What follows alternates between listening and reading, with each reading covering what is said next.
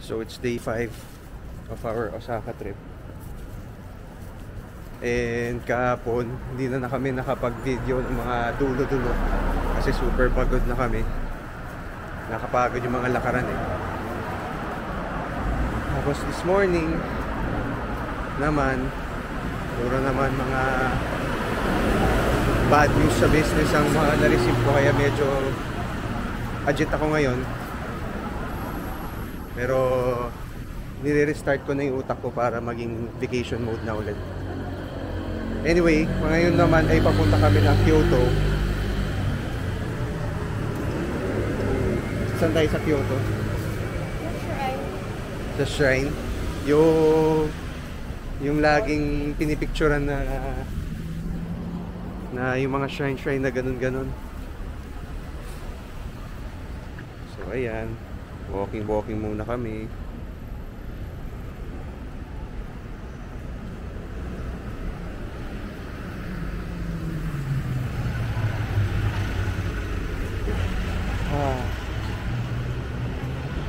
Grabe kainit, pero parang ewan ko kung nasasanay na lang tayo or talagang naging ano na, naging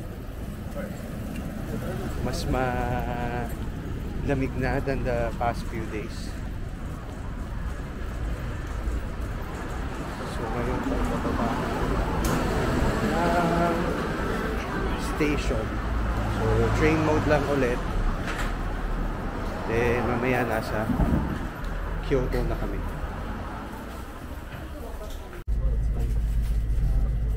So nasa bullet train kami papuntang Kyoto.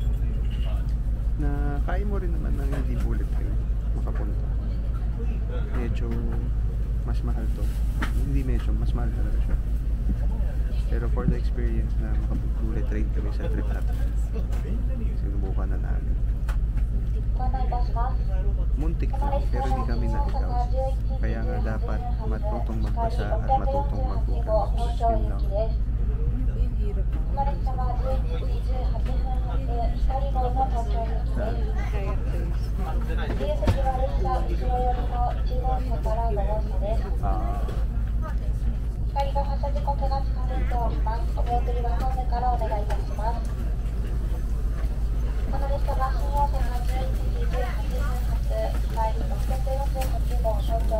Minutes lang nandun na kami sa Kyoto.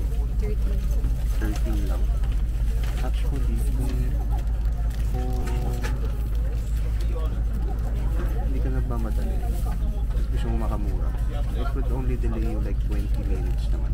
20, kung maligaw ka, 20 to 30 minutes para makapag-Kyoto. Pero kung madami kang time, yun, magunong ka na lang. So if you want to move fast, dito ka na.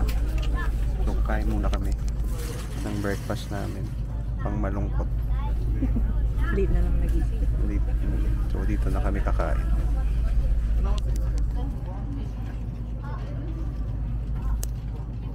Hello! So nandito na kami sa Fushimi Inari Shrine. Yan, dito na kami. Papasok na kami dito. It's a place of prayer. Let's pray in peace and quiet. Yan, pasok tayo dito.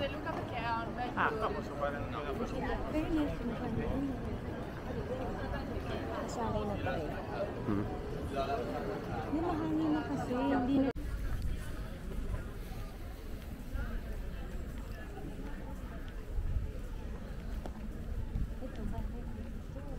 Ganda, no?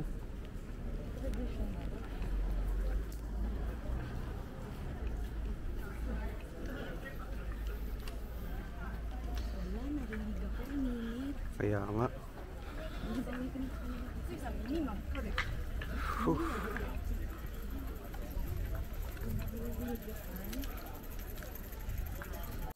Ayan, so nandito na kami sa shrine mismo.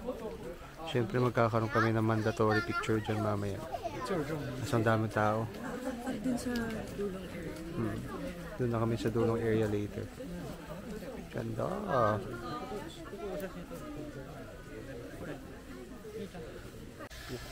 Say hi. Para dito makakaramdam ka na ng lamig. Kasi medyo cover na siya. Okay, quiet lang. Ganda.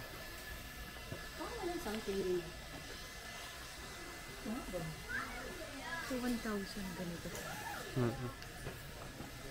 Paakit ata ito ng mountain.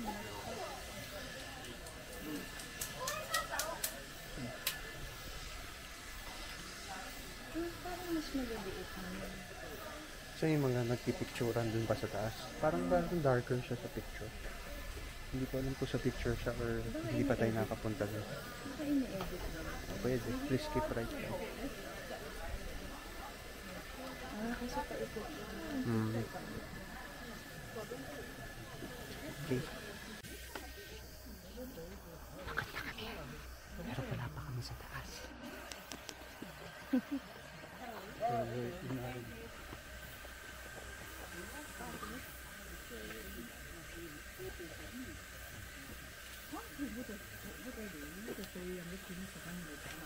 Ayun mo naman tao.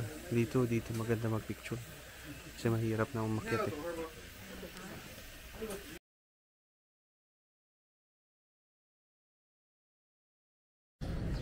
So lunchtime na, kakain na mga kami dito sa Ichiran Ramen. Overhyped? Or masarap talaga? Let's see.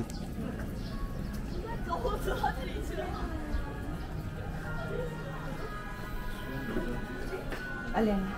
Ito? Number 1 daw sa menu. Kung ano number 1, sige! Sige! Paano isa pa? Isa pa? Ayan, dalawa. Okay. Ano ba? Wala na tayo iba? Wala. Yan na. Wait lang. Sige, okay na yun. Ano? Sige, baba. Ito na. Ichiran Ramen. Tignan natin kung worth the hype. Sabi ni Gail, sobrang nasarapan daw sila. じゃあ少々動かさせていただきます。こちらお先失礼いたします。はい。失礼いたします。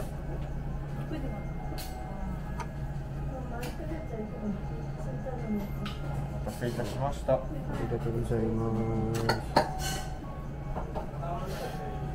失礼いたしました。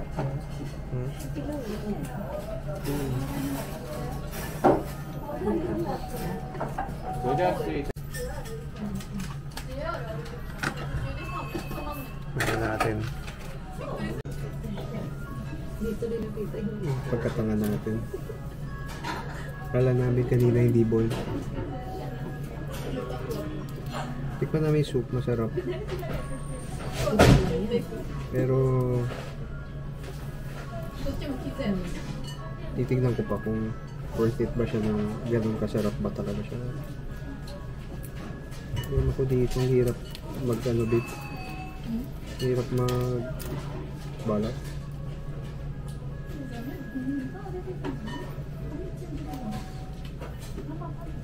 Isang minuto ng video, nagbabalat ng ano.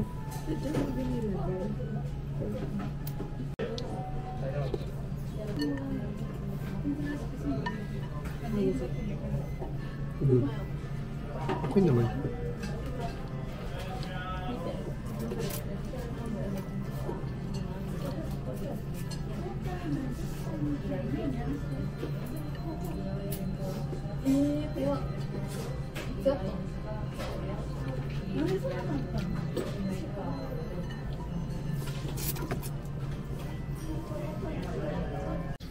Yan, kakatapos lang na kumain sa Ichiran. Masasabi ko naman babe, masarap naman siya. Ang kinagandahan kasi niya is yung flavor, hindi siya matabang, hindi rin siya maalat. So, ikaw ang pakain mong i-adjust based on your preference talaga yung flavor ng ramen. So, kung gusto mong manghang, lagay ka ng manghang. Pag ano, medyo mild lang. Tapos, yung Meat kasi masarap din. Masarap din talaga yung pork. Yun talaga ang nagiging difference talaga sa mga ramen na masarap. Tapos, yun. Kapag may nori, mas gusto ko sa May nori. Overall, masarap siya. Pero, hindi ko naman masabi din na yun yung pinaka-best na ramen na nakain ko. Pero masarap siya. Kung ano, one of the best pa rin naman siya. 9 out of 10, ganyan. Tsaka Pero, swerte nga tayo, wala pila eh. yun din, maganda, walang pila. So, yun. 9 out of 10. All goods. Tapos, magka-try pa kami ng ibang ramen dito. So, may magkakaroon pa rin comparison. Baka meron pa. Sa local. Oo, yung hindi commercialized kasi medyo ano na yan eh. Parang Jollibee levels na yung uso Hindi, yan. tayo una natin, di ba? Compare mo doon. Ayun, masarap din. Masarap din yung ramen eh. Dahil Pero, sa tubig. norm yung, tinalo sa beef eh. Anyway, yun, pupunta na naman kami sa isang book-off. Maghanap na naman ang bibilin si Janet.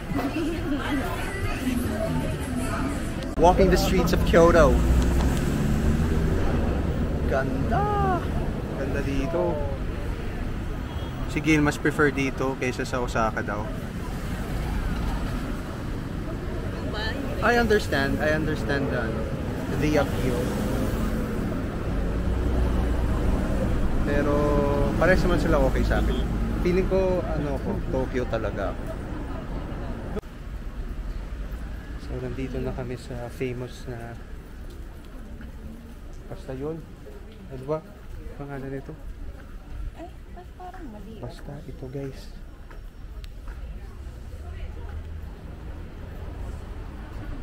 Ganda. Oh, no photography on private road. Ayun dito sa mga gilid-gilid. Okay, dito lang tayo sa gitna. Okay. Ang ganda, babe. Pero kami. Kami muntang nga, pera. Dami lang tao kasi medyo late na, pero ganda pa din. Saan ito? Ghibli store.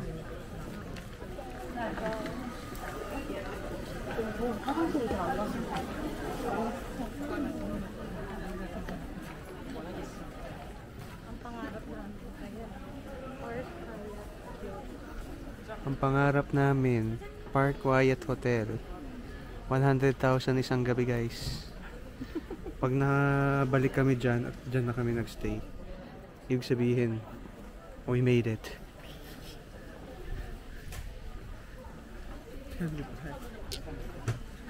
Ganda. Asan na yung...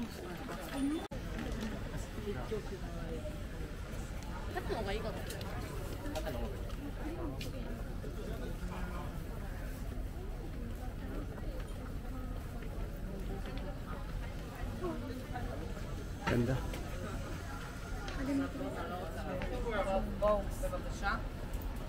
Happy New Year, everybody! Ang ganda. Mumburat, pero ang view? Ang ganda. Tingnan si ate. Cute. Kawaii. Ayan. Gusto mag-matcha ni Janet. Dito sa Kyoto. Sa Gion area pa rin. Gion.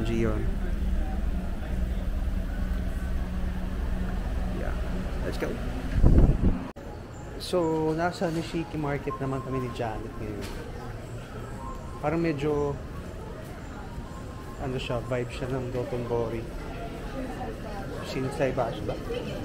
Shinsaibashi Market. Ayan. So, tingin-tingin muna kami dito. Baka may mabili.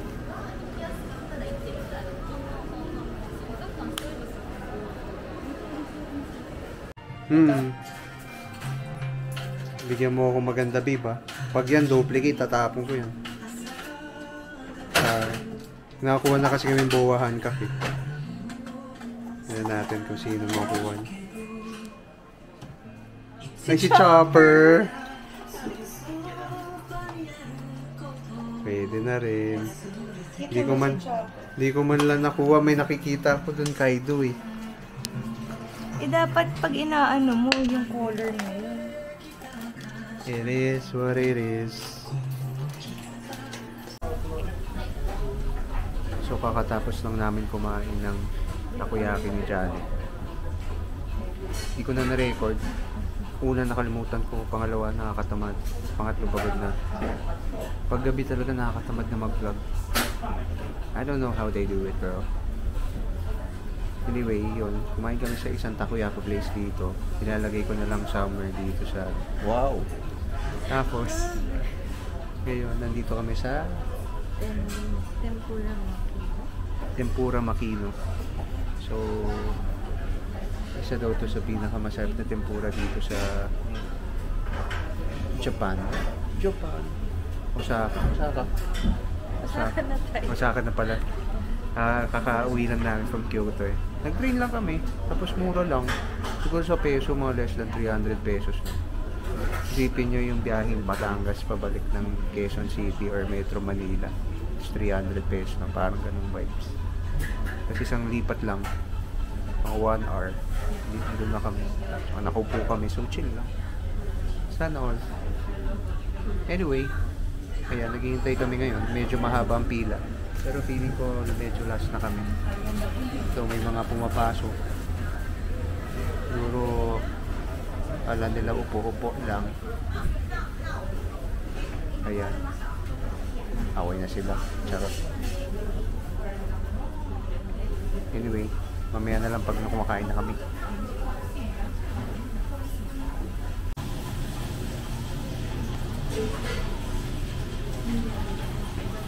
Ginamit ko yung alcohol nila. Weird nung amoy. Anyway, upo na kami after 45 minutes of waiting. Sabi nila worth it naman daw ang wait. So, malapit na to. Nag-CR lang si Janet tapos kain na kami.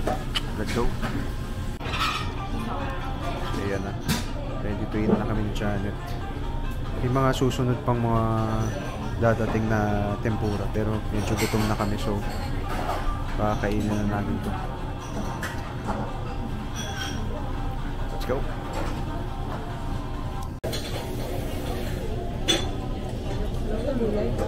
Gulay siya.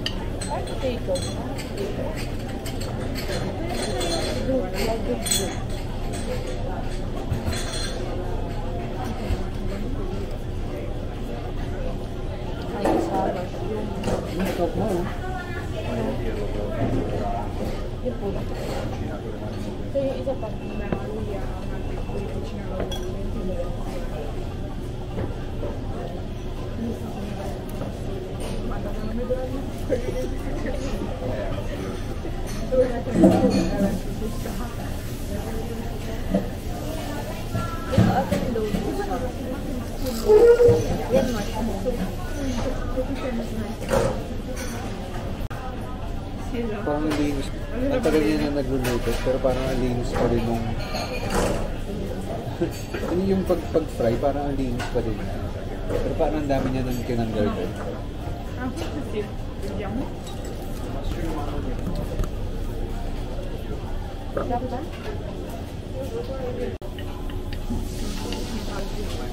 Try ko naman ito isa.